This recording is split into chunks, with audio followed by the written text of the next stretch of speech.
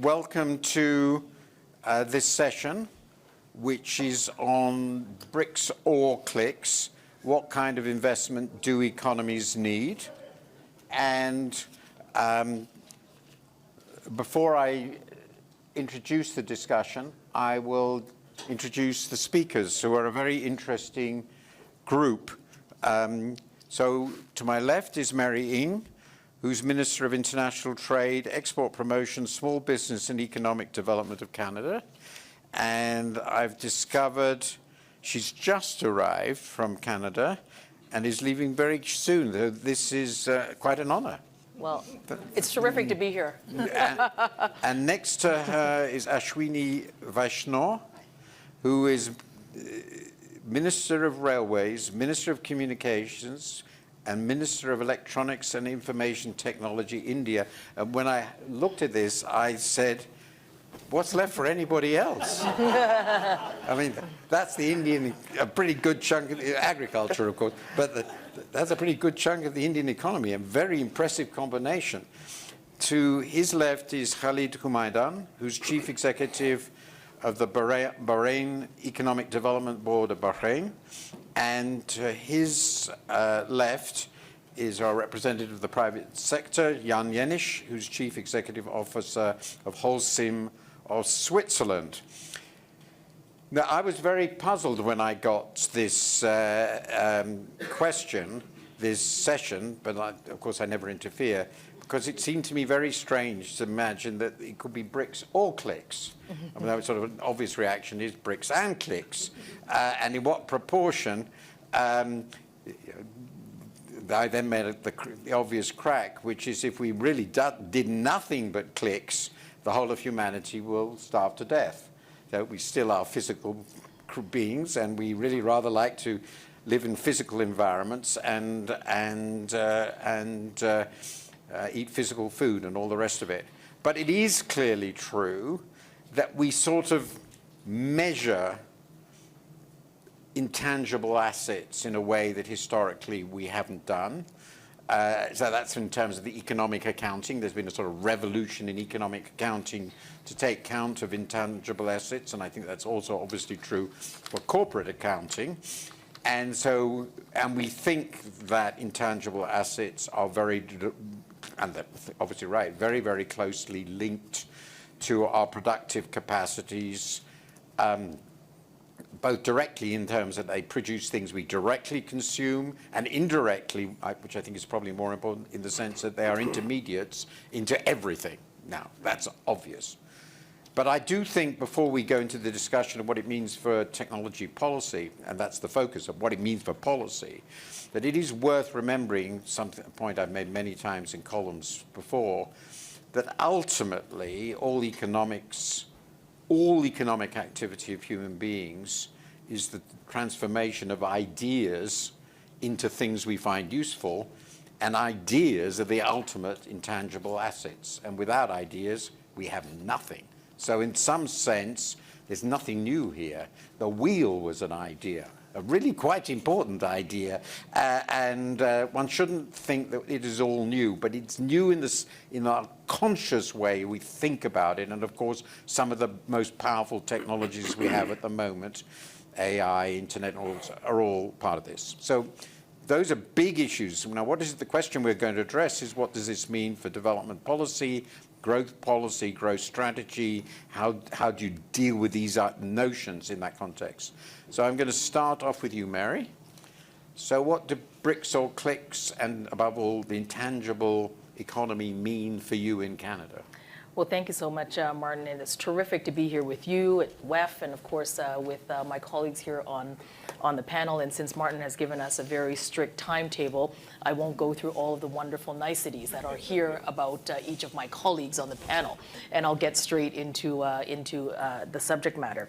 And as you rightly pointed out, today we're in a knowledge-based economy. We are in an economy of the intangibles. I like the way that you said it, which is the intangibles are the intermediary for everything, and intangibles are ideas that that express themselves into goods. How we sort of get our goods, for example, manufacturing, whether it's advanced manufacturing, farming technology today is technology that that helps us grow the fruits and vegetables and so forth that we consume. And in Canada, we've been thinking about this, and more than thinking about it, but introducing policies and investments right from for quite some time now. We have a very strong, highly educated population, strong university post-secondary institutions, and in Canada, I'm the trade minister, but also the small business minister. So how do we make sure that we've got the right conditions to help businesses and those evolving and new businesses get into the marketplace, whether it's in Canada or abroad? So the kinds of policies that we've had to think about and the investments that we had to think about introducing are things like an intellectual property strategy for the country and making investments to support businesses and entrepreneurs or those knowledge creators in the world of the intangibles. Creating a project that really deals with sort of what we call a patent collective in the country. Again, a way of being able to support the growth of what are intangibles today and what today and tomorrow will become very important and significant contributors to our economy. I think about some of the work that we have done in Canada of creating innovation and innovation superclusters.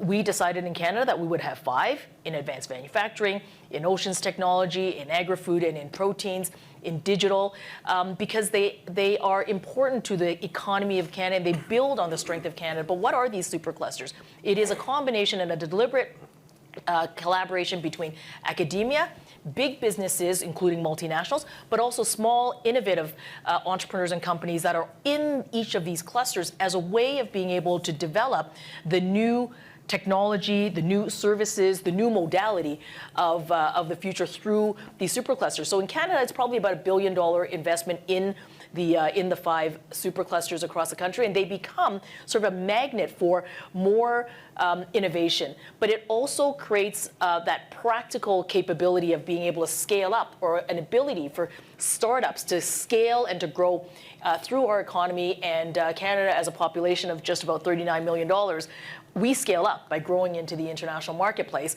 and having these big companies to be a part of that value chain is part of this work. And maybe one final point I would say is a very intentional focus on how we make investments to support the intangible economy. If you think about clean technology, you think about early stage sort of research on hydrogen, for example, or on plastics replacements, or on building materials. None of these would have gotten the regular traditional financing for these innovative companies. So in Canada, we created a venture capital fund where we as a government puts first dollar in, but that first dollar in, enables the private sector to then crowd in and then to raise additional capital, so that there is some patient capital in there to help some of those most innovative, intangible asset companies to be able to grow into the economy. So that's a bit of an overview. I don't know if I've hit the 4 minutes, but she says I have. So there you go. I think it's been very impressive and sets a model, and it raises lots and lots of very interesting questions, which I hope we'll be able to follow up on. So now I'm going to turn to you, Ashwini. Obviously, India is famous for its IT sector, very well-known companies. Some of them represented here. I was actually at a very fine adventure seminar organized by Infosys just yesterday, and you've had some remarkable developments in your identity card system and so forth. So what does this relationship between bricks and clicks, as it were, the modern IT economy and the traditional economy, and you span it in your own job, what does this mean for India? Thank you, Martin.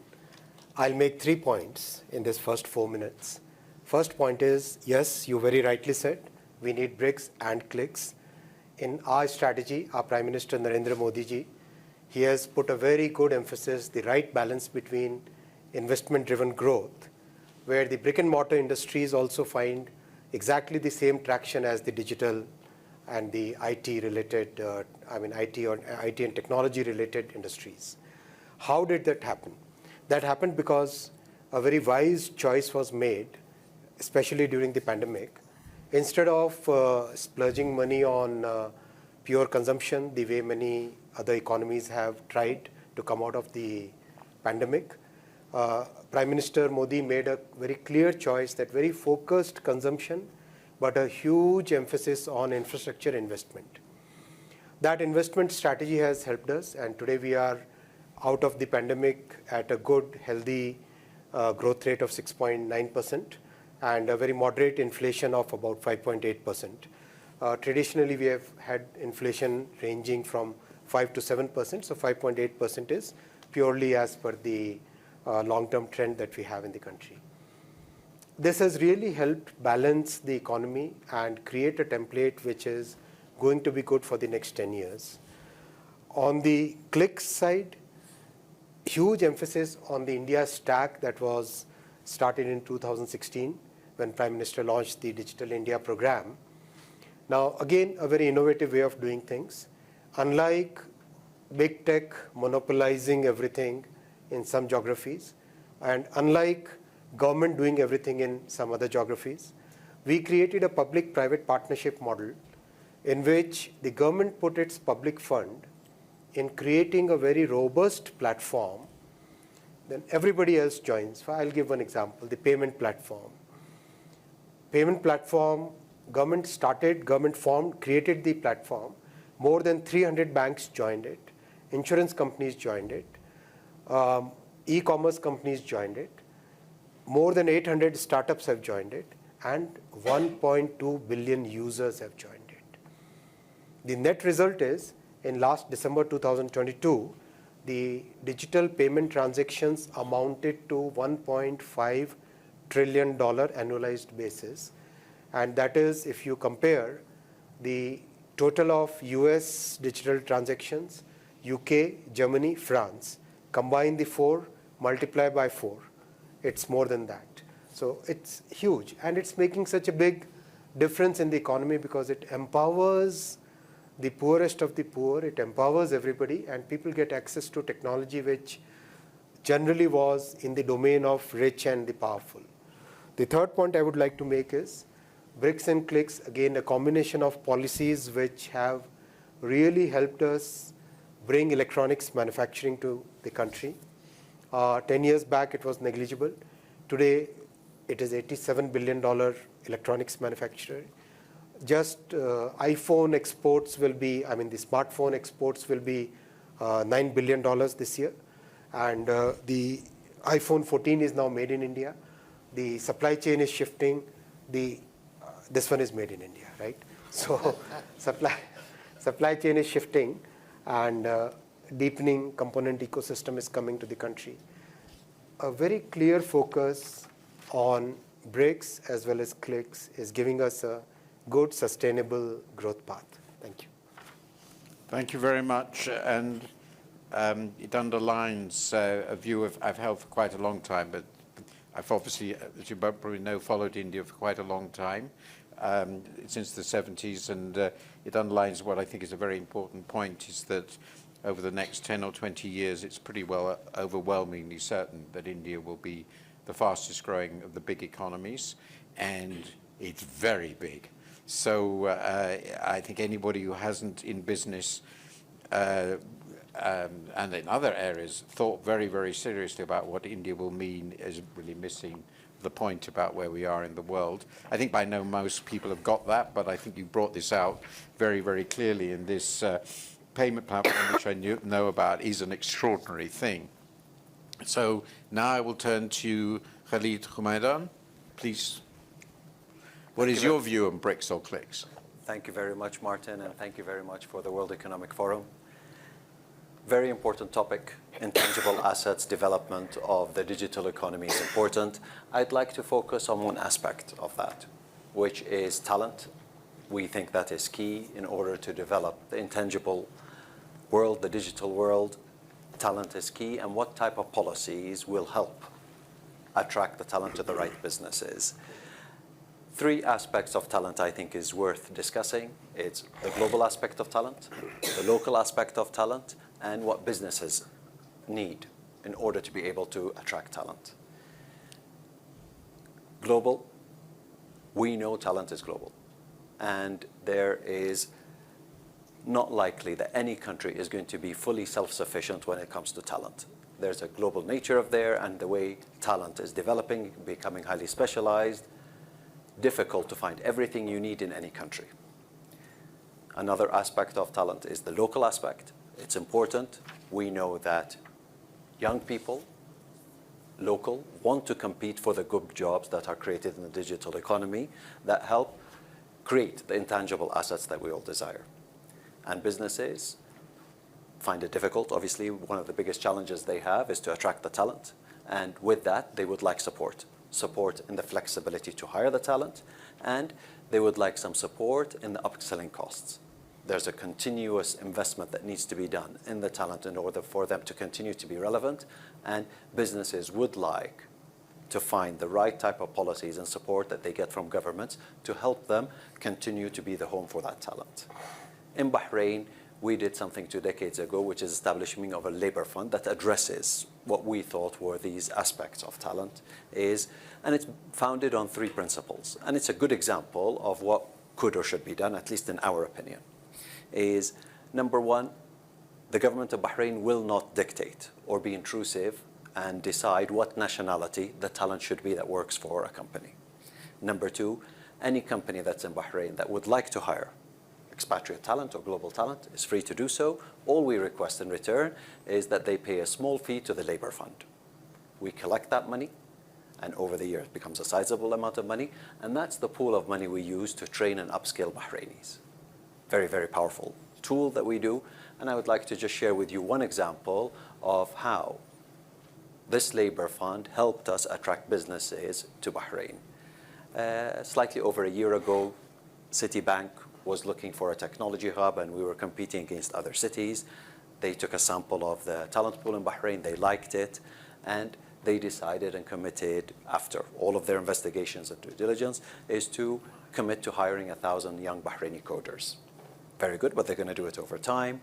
And obviously, Bahrain and the government of Bahrain is going to contribute by paying or shouldering part of the financial burden of upskilling that talent, which is important. And this is how we think that Bahrain and young Bahrainis can contribute by providing digital services to the largest and the biggest global companies and try to create value in terms of intangible assets. Thank you. Well, that's very disciplined. And I think you raised a very important issue which I want to come back to on the availability of talent, domestic training of talent, and immigration, because it's pretty obvious to me when you think about it here. You've got Canada, India, and Bahrain. These are very, very, very different places. Yep. And I want to work out what is common and what is different. So if I may now turn to you, Jan. What is your response to what you've heard? Are they missing the point, or have they got the point, and what would you advise them? No, thank you. First of all, thank you for having me. I'm CEO of the largest building materials company, so I'm clearly from the bricks category and not so much an expert in the clicks. So I would like to tackle it a little bit differently, and with the decarbonization of our built environment, which is probably one of our biggest challenges and biggest priorities in the world. And then what I would like to where I'd like to get help from the governments to make this happen at a faster pace. Look, the built environment is responsible for around 38% of all global carbon emissions. 38%, everyone talks about the cars and electric and so on, but building is 38%. 1/3 is in the build phase, so 1/3 of all the carbon is emitted when you produce building materials and when you do the buildings, but the 2/3 actually is produced every year by operating the building. So all the energy we're using for cooling or for heating, which disappears through poorly insulated buildings and all the energy we are using for the light and for other aspects of the building. So this is really a big challenge, and Holcim is our #1 mission is to be part of the decarbonization of that built environment, to make build smarter with less footprint and make the buildings more insulated, to make them self-energy generating through solar, wind, and other sources. And we can do a lot today.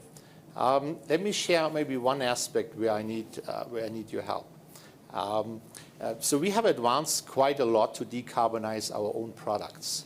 And one of the most exciting avenues is to reuse construction demolition waste.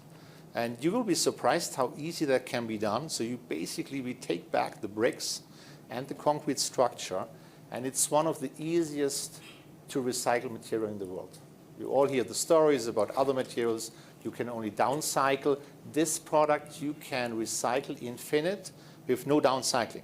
So we literally take back construction demolition waste and we use it as a raw material for our products, or we even use it to replace freshly produced materials like cement, for example. We have, in Switzerland, we have the first smartest cement in the world where 20% of the product is construction demolition waste. So we literally take back, we have recycling centers, we take back, we recycle 100%, put it back, and it's even inexpensive because we are paid to take the care of the waste, and we recycle it, it becomes a new product. So the vision is, I think, fantastic. So we want to have Montreal or other cities, we want to make them circular construction.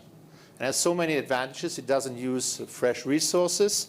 It's CO2 free, at least the recycling part of it. And it's a local business, right? We are not talking about big distance transporting by ship or trucks. It's all a local economy and a circular economy. That's super exciting. So we have introduced the first products. We have last year, we already recycled 6 million tons of construction demolition waste. 6 million tons, that's 1,000 truckloads every single day. So we take, and it's only done in 6 countries. At the moment, it's Switzerland, France, Germany, Canada is a big one. We took back about 1 million tons of construction demolition waste and make a new product out of that, and you have different qualities. So you have lower qualities you put into road construction.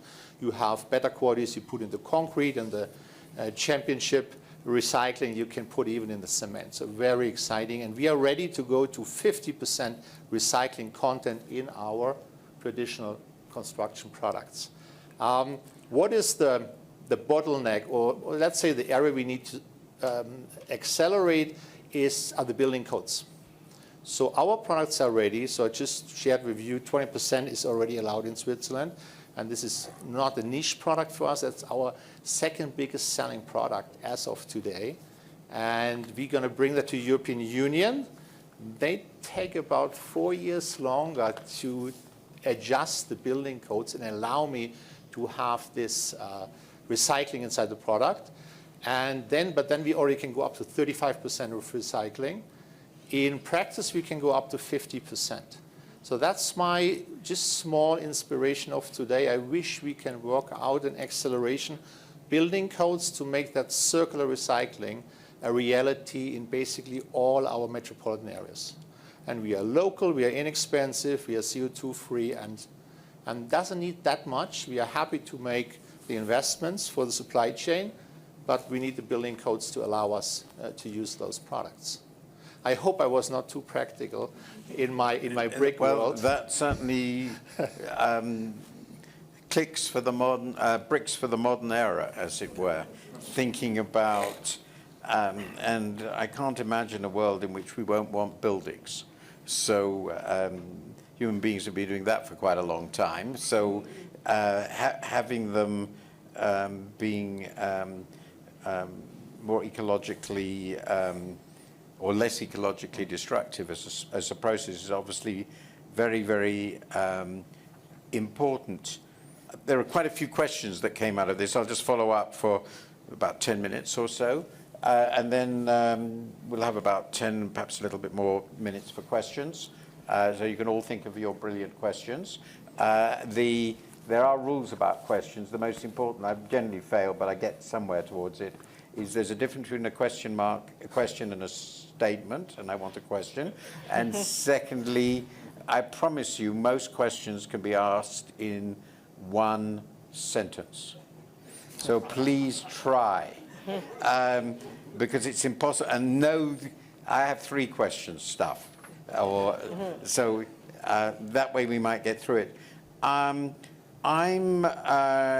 interested in something that you, Mary, and, well, actually the 3 ministers already brought out. The way you see, all 3 of you see this in a remarkably similar way in one respect.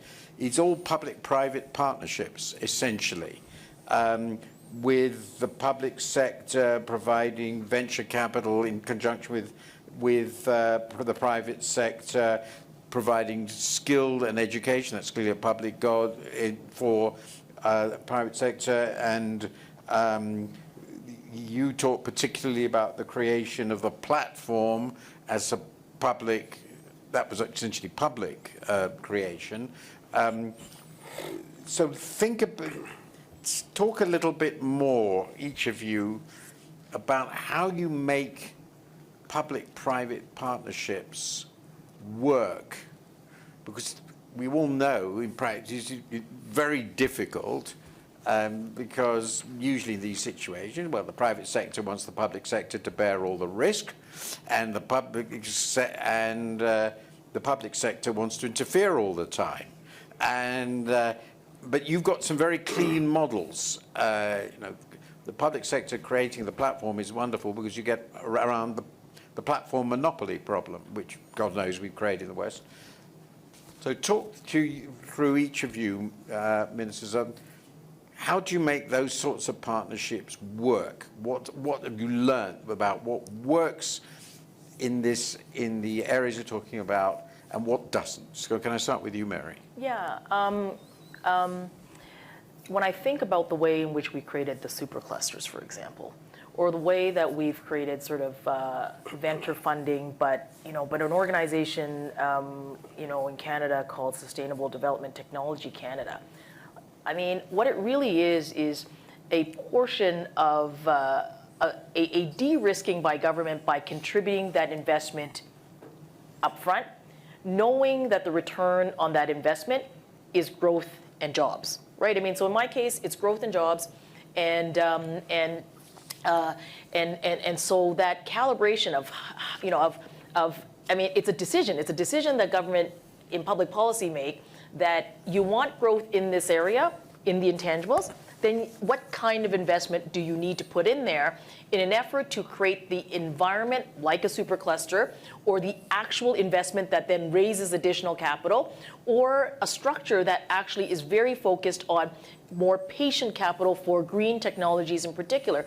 And then maybe a final point, as the small and medium, like as the small business minister for Canada, it's so interesting because when I read the title of this panel, I use bricks and clicks all the time in Canada, because I say, for our main streets, one of the things we saw everyone experience this, especially throughout the course of the pandemic, where immediately when our economies shut overnight, you had restaurants or bakeries or businesses of all types switching almost immediately to e-commerce and utilizing that digital platform as a way of being able to continue to run their business. So in Canada, I have a digital adoption fund because, in fact, while a lot of businesses were able to do that, a lot of businesses were not able to do that. And how do you get businesses on the main streets to go from brick and adding the click to their brick?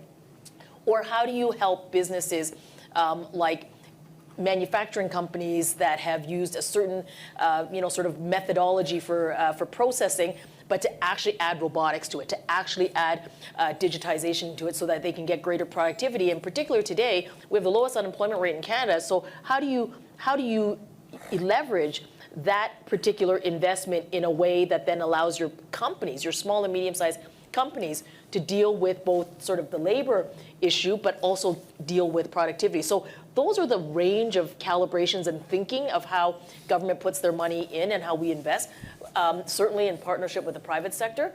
I don't know that there's a specific calculation, if you will, but those are the considerations as we sort of lay out budget after budget, the investments that are needed for this kind of growth and productivity in intangibles, in the clicks, but also to support the BRICS, which are the traditional industries.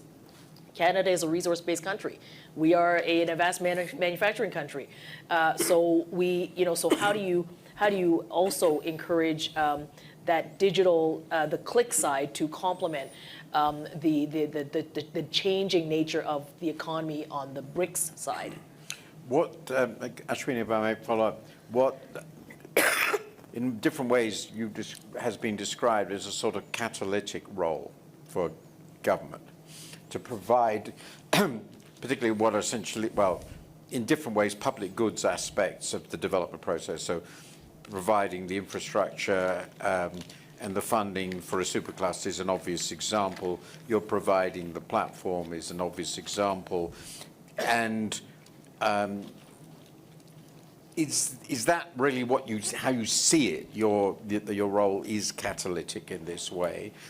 And where does that take you beyond what you've done?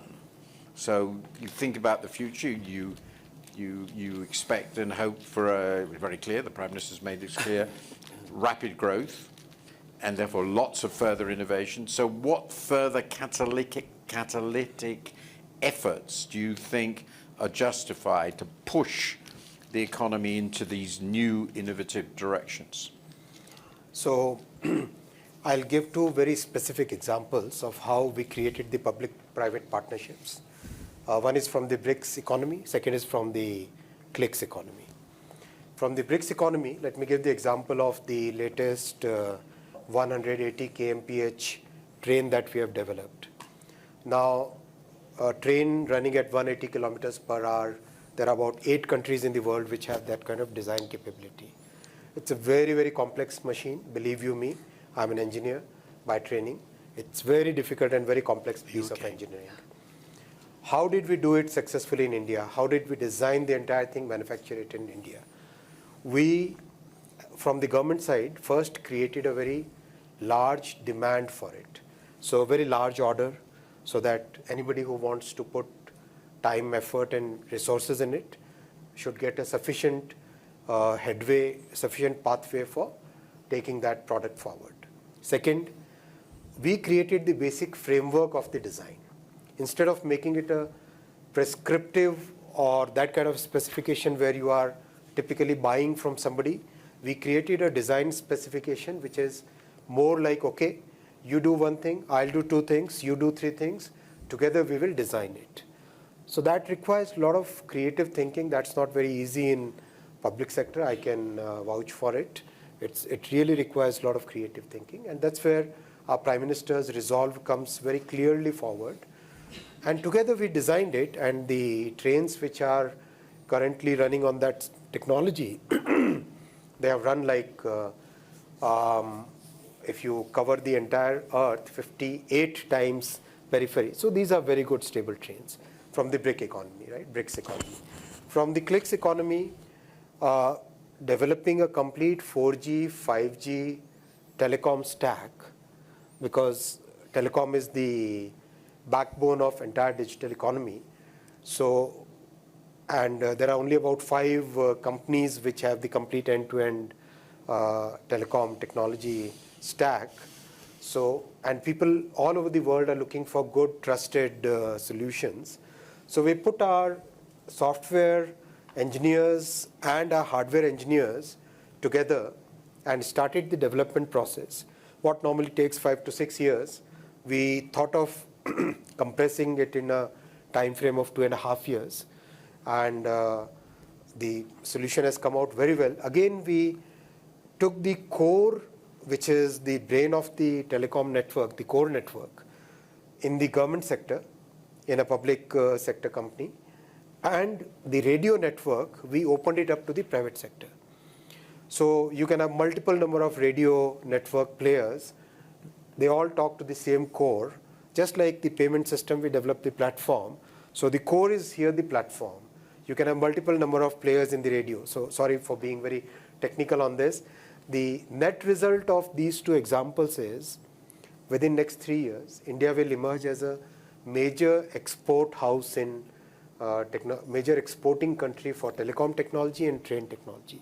So that is the private-public partnership that we do. And point that you made, Martin, is very important. How do we de-risk the whole process? Private sector, if you burden private sector with risk, then one, they will shy away. Two, they will add costs.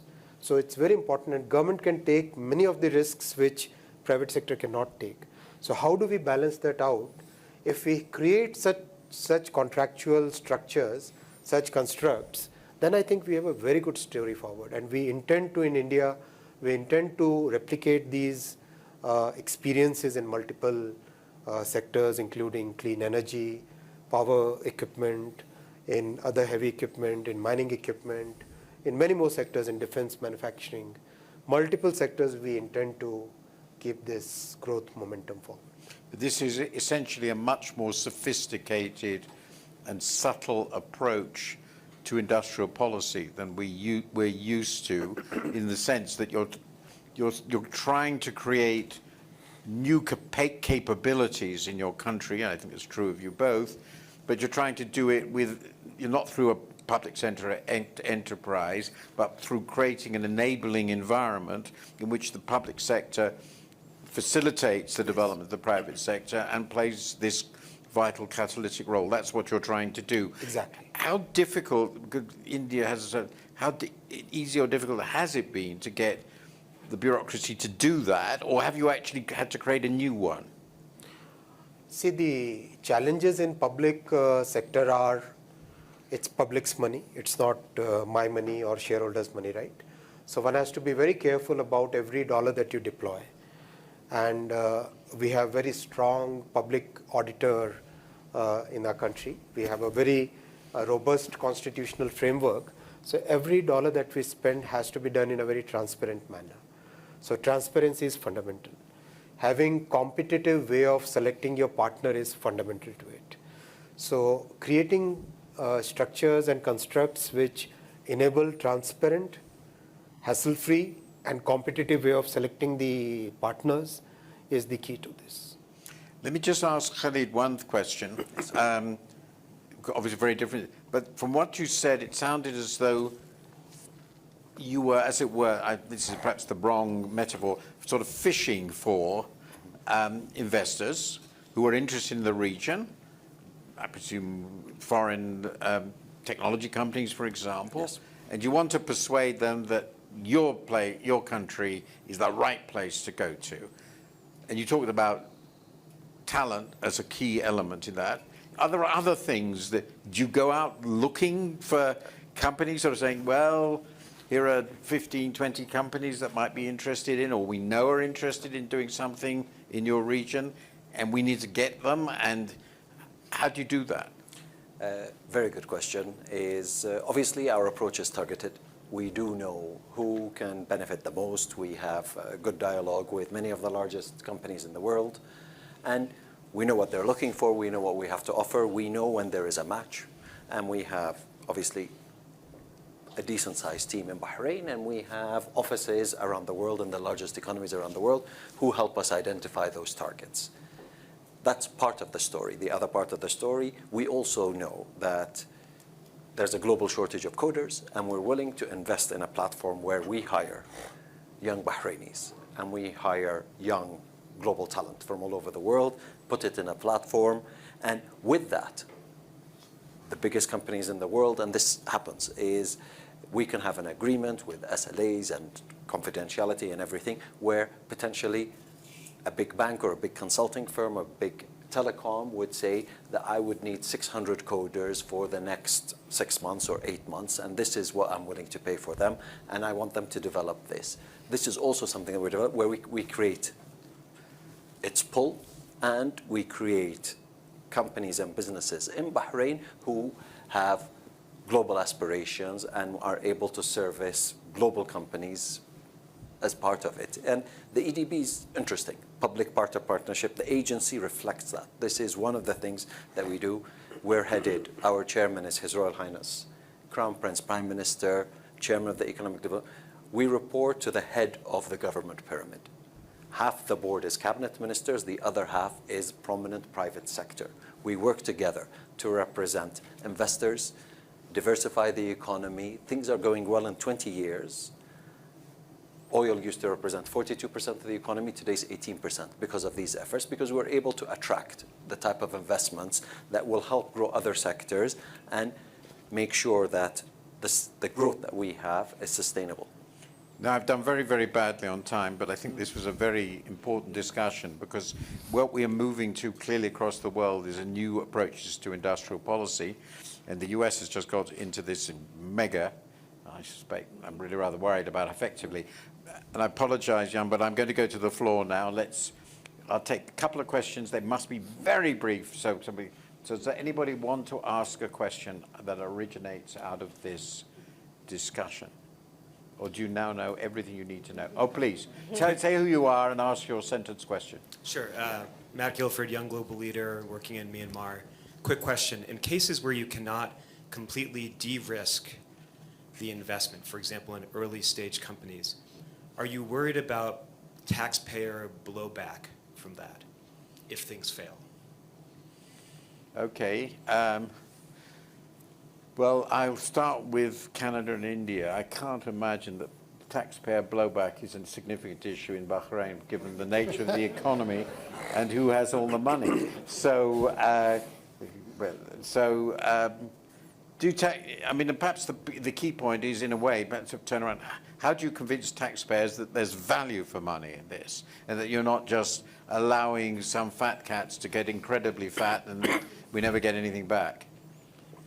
So, Mary, what's your reaction to that? So transparency, I would agree, is, I would agree with my minister colleague, is absolutely key in the way that that we make the investment commitments through budgets and you don't sort of, we have these sort of very lengthy contribution agreements and just a range of modalities that are in there that really is, at the end of the day, a transparency and then a transparency on outcomes as well, not just transparency of the investment. But why do Canadians care? Canadians care because this is about growing the middle class. It's about growing jobs. It's about new, innovative, intangible companies in today's marketplace who are part of communities. And they are women entrepreneurs in Canada. They are Indigenous entrepreneurs. They are large entrepreneur or large companies that are partnering with the government, and where we are taking some of that shared risk with them. But in return for what? In return for economic growth in our country. In return for jobs. In return for community growth. And all of that means a greater social cohesion in our country. So the investments are directly tied to the opportunity for Canada and for our communities to create jobs. I like to say they're jobs. It's inclusive growth, so everyone benefits, and they are across communities from coast to coast to coast, including our rural communities and our northern communities. So that's the reason. That seems a pretty good answer. I'm going to see, does anybody have another question? Because we've got about 2 minutes. Please.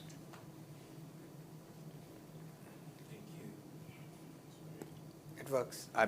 Sorry. Thank you, Takunda, with the Global Shapers Area Hub. My question is, for low-income markets, how do you choose between bricks or clicks when you don't have the necessary resources to do both? I think these are very good. Perhaps, though this is not ideal in any way because it's very different, but 30 years ago, 40 years ago, India was a low-income country. It isn't now, of course. And it has developed a huge IT sector and so forth. But if you look back sort of where you were in 1975 or 1980, and you look at what's come, what are the lessons that you think should be drawn from other, obviously mostly smaller, smaller countries, for how you develop this? Because it didn't come from nowhere, the Indian Institutes of Technology and all the rest of it. So say a little bit about this. I'm afraid there isn't much time, but that would be, what advice would you give? The role that technology can play, it can accelerate migration from low income to middle income in a very significant way. I can give multiple examples, but one example which is very close to my heart, and our Prime Minister has given a very clear target on this. How do we make credit available to a person who's very, very micro business person who requires a $10 credit for 2 days, 3 days cycle, right? It's not an easy problem to solve. If we apply our minds and if we put the entire India stack that we have developed together today and get the right construct. So today we have a solution where the banks, which would be generally fighting for a $100 million loan to a large corporate group, would be making an equal effort at a fraction of the cost to acquire a customer who's seeking $10 loan for 3 days. And that's amazing. I mean, there is nothing more powerful in economic transformation than providing credit at a fraction of a second. You say, I need this credit now.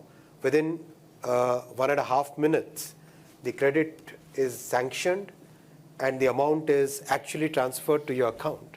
So create that kind of solution, and any low-income country can phenomenally come out of it. And from India, our Prime Minister's message is, any country who would like to take this India stack, it's a solution which is good for developed countries, it's a solution which is good for low-income countries, it's a solution which is good for middle-income countries, and it's an open source solution. Please adopt it. This is our way of giving back to the world. So the conclusion, which I think is very important, is go and talk to the Indians. I mean, I thought we'd get there, and I think there's actually a lot to learn from what they've managed to do. It's been quite extraordinary, I mean, in the last 30, 40 years in development. I'm afraid I have to stop this. I found it actually a very fascinating discussion in many different ways. But to me, the most interesting thing is the way countries are developing completely new forms of public-private partnership, and in a sector where public goods, in economic sense, public goods ideas or issues are so profound, this can work. Immensely powerful. We've seen this in clusters and in other platforms and so forth. But I think it's also an area where we all need to learn from the countries that have made progress and share this knowledge so we actually get development and growth out of it and not just rent extraction. So thank you very much, panel. I thought it was wonderful. Thank you.